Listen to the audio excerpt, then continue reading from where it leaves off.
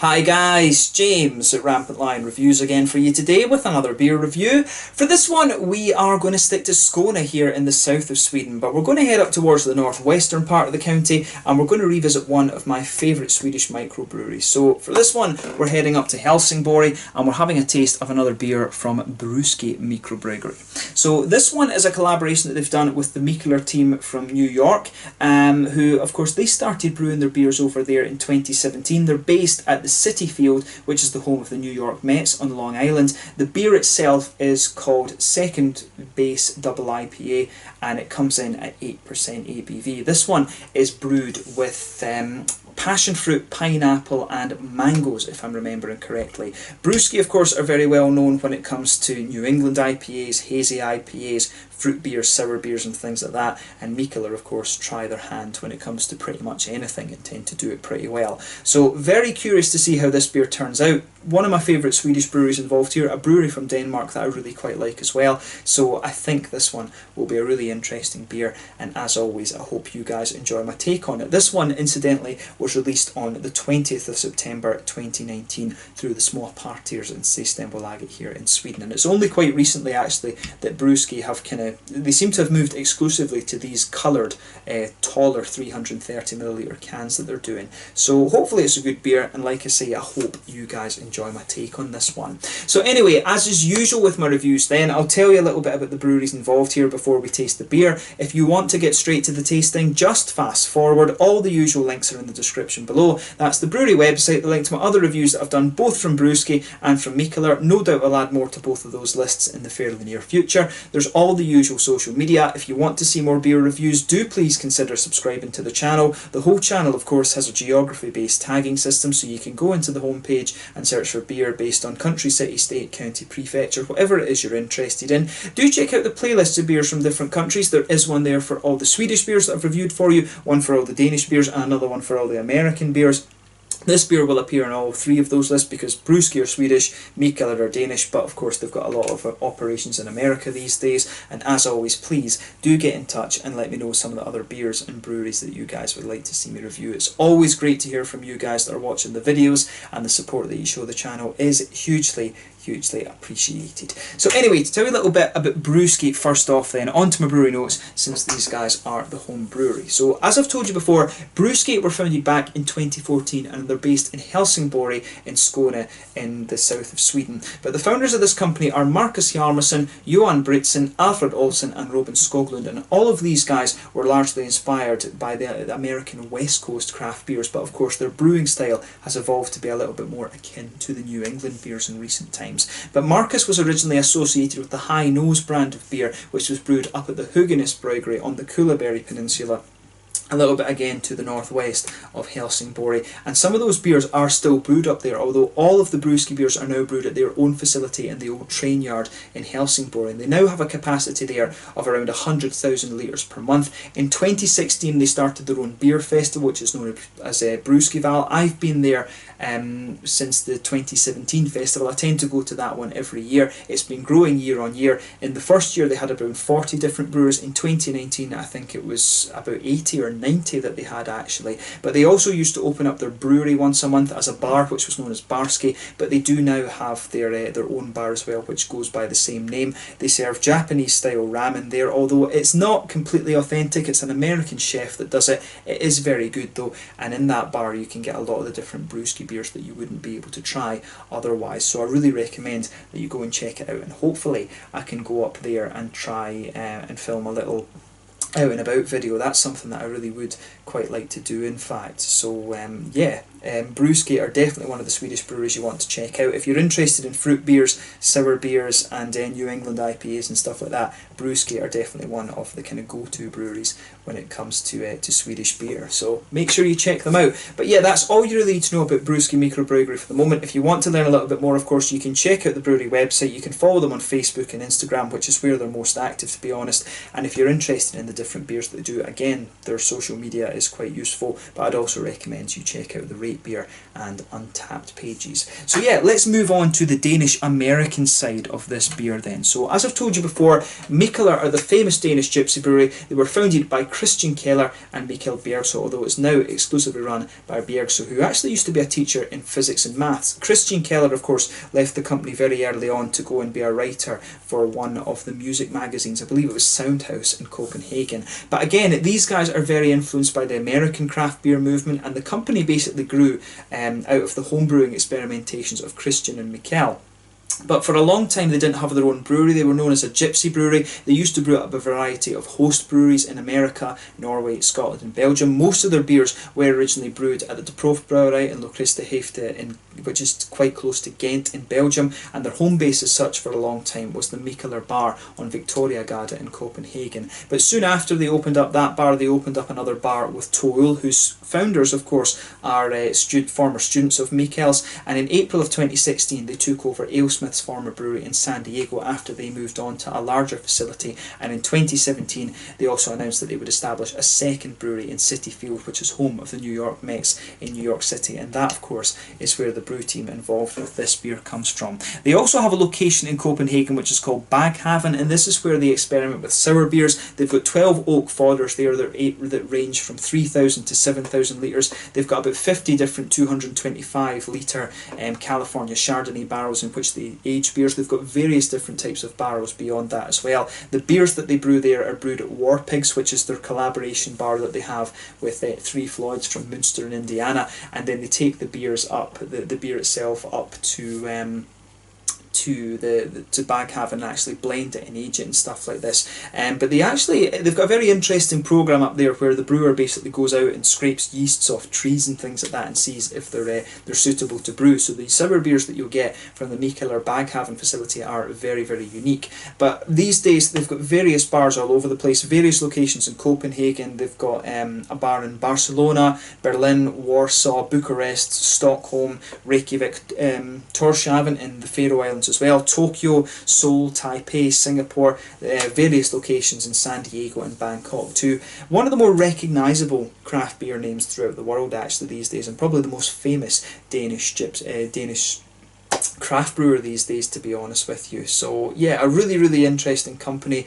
that have grown in a very, very unusual way compared to conventional businesses, but one of the Danish breweries that you really do want to check out. But I think anyone that's into craft beer really does know the name Mikkeller these days. But this particular one, Mikkeller New York, started up in 2017. But yeah, that's all you really need to know about Mikkeller just now. They've brewed well over 1,000 different types of beers, so make sure you check those out if you get the chance. You can look again at the brewery website. You can follow them on Facebook and Instagram. They've got various different pages for their different bars and stuff like that, and of course you can check out the Untappd pages and Rate Beer pages if you want to see all the different beers that they've done. So yeah, let's get on to the actual tasting of this beer itself then. So as I mentioned at the start of the video, this one is an 8% IPA. It's brewed with mango, pineapple and passion fruit, and this one is in one of these little tall 330 milliliter cans actually. So this seems to be a relatively new thing that's only happened in the last 2 or 3 months when it comes to Brewski, but they do seem to be releasing 2 or 3 new beers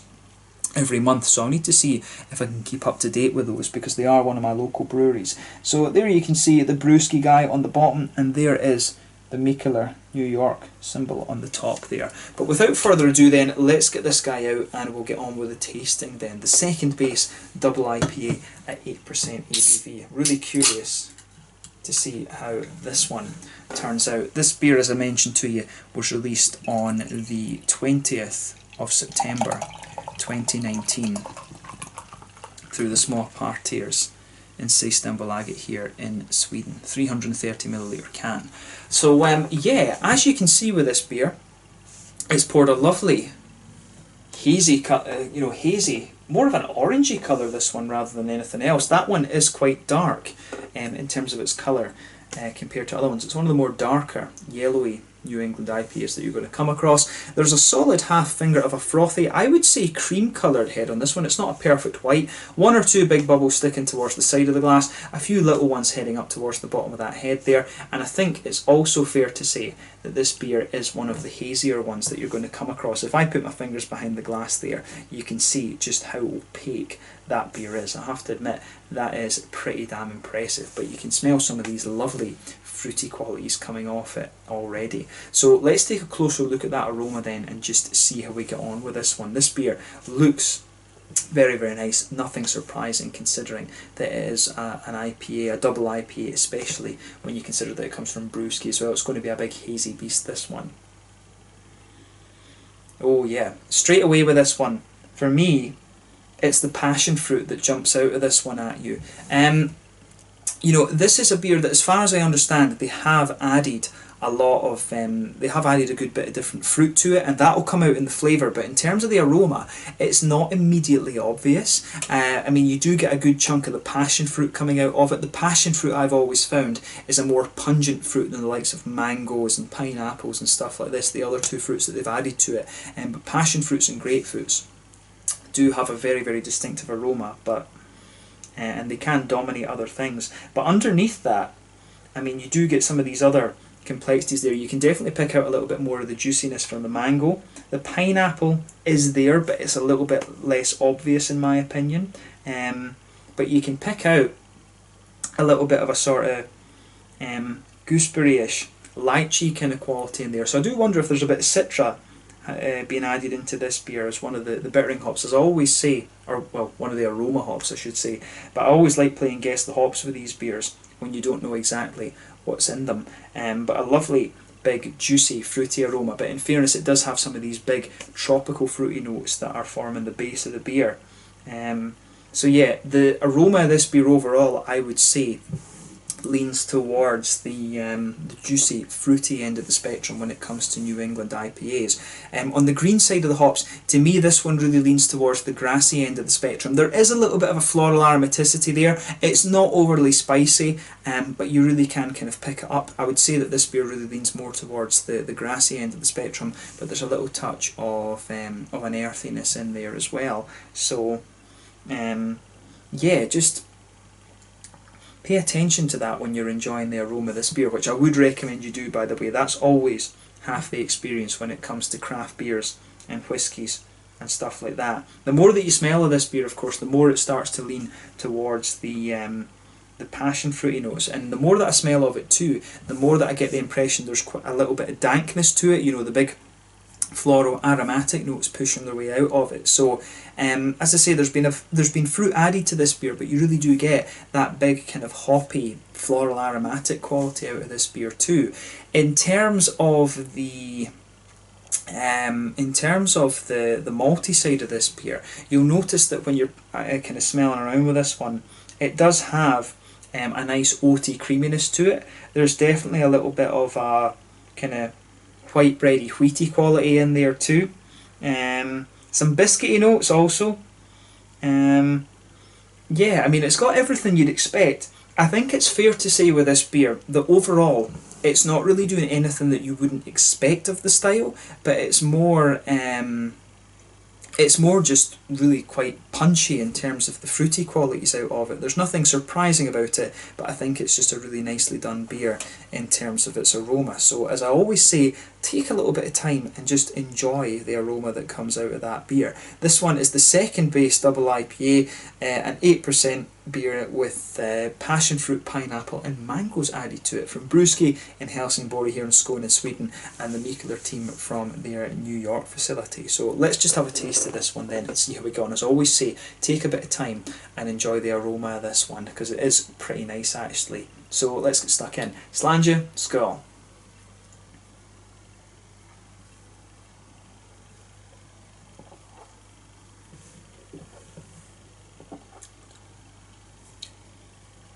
Oh yeah, so that's really quite nice actually.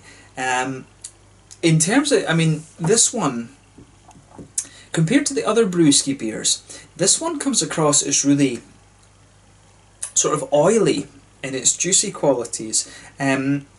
Usually when I've had Brewski beers before, they've come in with this really sharp kick in the beginning, and this one has that, but it comes out more in the aftertaste rather than having the kick really at the beginning. I mean, this one, it really is a typical Brewski beer this. They love their IPAs to have that big, sharp, fruity kind of kick in the balls, if you like, or kick in the ovaries, whatever you like. But really this one, it's interesting because it comes in quite smooth, and then that big citrusy kick that you get out of it comes out later on.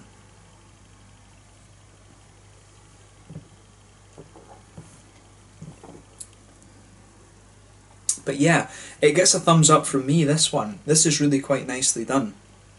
So yeah, you will enjoy this if you try it. If you're a fan of the Brewski beers, you will really enjoy this.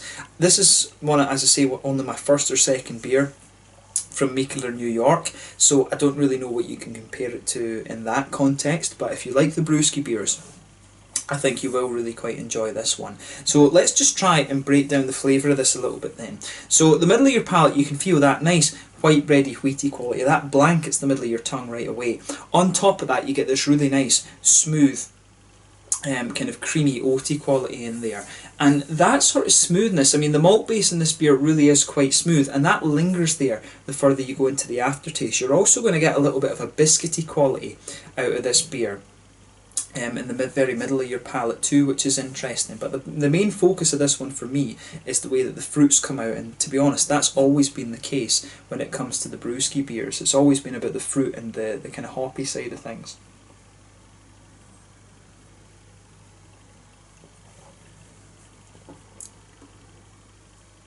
But yeah, I really like how that goes together actually.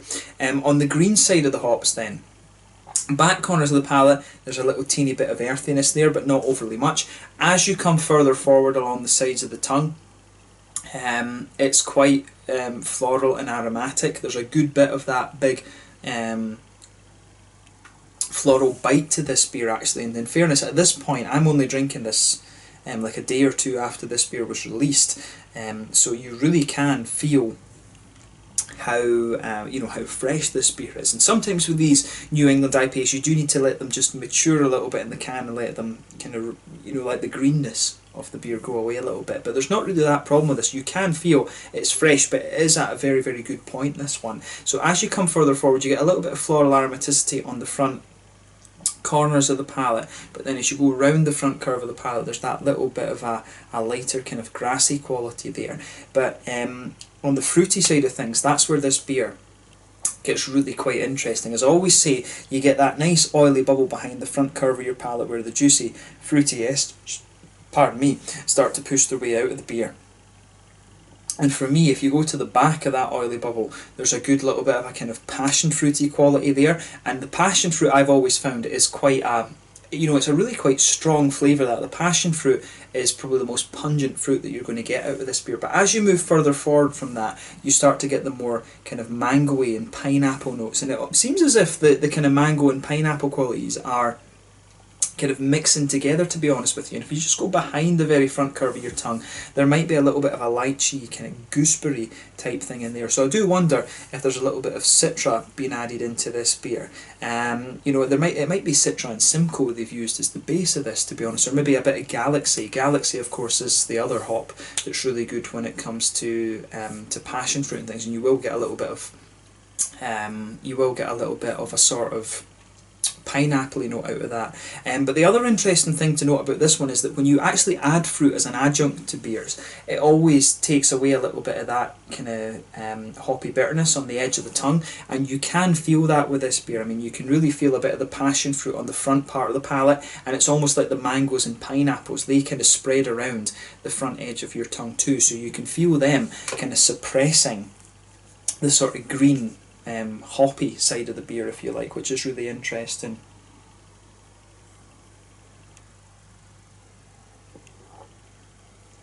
Yeah, I really like how that goes together. I mean, if you compare this to the other Brewski beers, this one really isn't surprising. Is it good? Yes, but then it's quite difficult to find a Brewski beer that's not good, to be honest with you. I mean, some of them really are top class. Is this one in the realm of some of their better beers that they've done.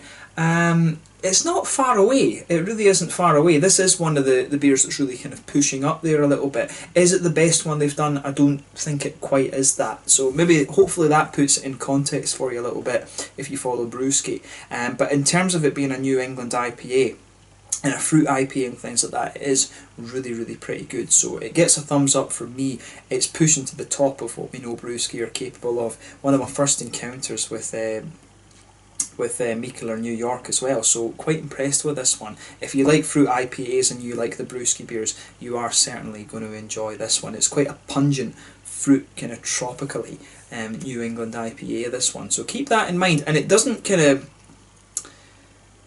sort of push the borders, if you like. It is quite well balanced between being a fruit beer and being a sort of traditional New England IPA, if you like. So yeah, it finds its balance very, very well. Some of them can lean a little bit towards being too creamy, if you like. Some of them can lean a little bit too much towards the fruity side of things. I think they've kind of found the perfect middle line, if you like, with this beer. In terms of the mouthfeel, I would describe this one as being quite mid-bodied. Yeah, again, carbonation is very, very smooth. The mouthfeel overall is, I'd say it's got a good balance between being smooth and oily. In terms of hoppy bitterness, I think we're lucky if we get... I've got one of these daddy long legs now. This is annoying. I get so many bugs in this room. I don't know what it is. But in terms of the IBUs, I think there's maybe 15... 20 I think 15 is probably about right with this one. 15 IBUs. The malt base has a good balance between being smooth and sweet. I'd say it leans more towards the smooth, kind of creamy side of things rather than anything else. There's a little touch of sweetness in there, and you've got a good little bit of a juicy, fruity quality, but the fruit gives it an almost darker, not quite sour, but quite pungent quality as well. But overall, a very, very nice beer, this one. Cool to see another collaboration involving Brewski. I always enjoy their beers, and I think this is one of my first encounters with Mikkeller New York as well. So yeah, hopefully I can try a few more of their beers. I'm very close to Copenhagen, so no doubt I will be able to pick up a few of those different things from Mikkeller New York as well. But an interesting beer, this one, the second base double IPA.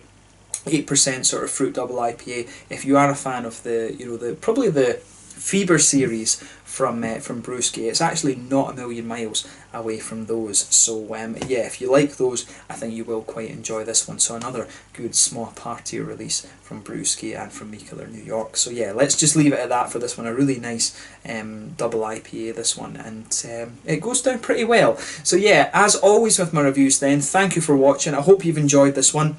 Let me know your own thoughts on this beer in the comment section below. Let me know what your favourite beers are from Brewski Microbrewery as well. Let me know what your favourite beers are from Mikkeller New York. And hopefully I can review more from that particular branch of Mikkeller too. Until the next time, please like, subscribe, share, all the usual YouTube stuff. And I hope you've enjoyed this one. Make sure you check out both breweries, check out my social media, and I'll catch you guys very soon. This one is the second base double IPA, a Fruit New England double IPA at 8% ABV from Brewski in Helsingborg here in Skåne in the south of Sweden, and the Mikkeller team in City Field over in New York in America. Until the next time, it's Slange just now, and I'll catch you guys later. Make sure you check out this beer. Slange, Skål. I think you'll enjoy this one. Cheers.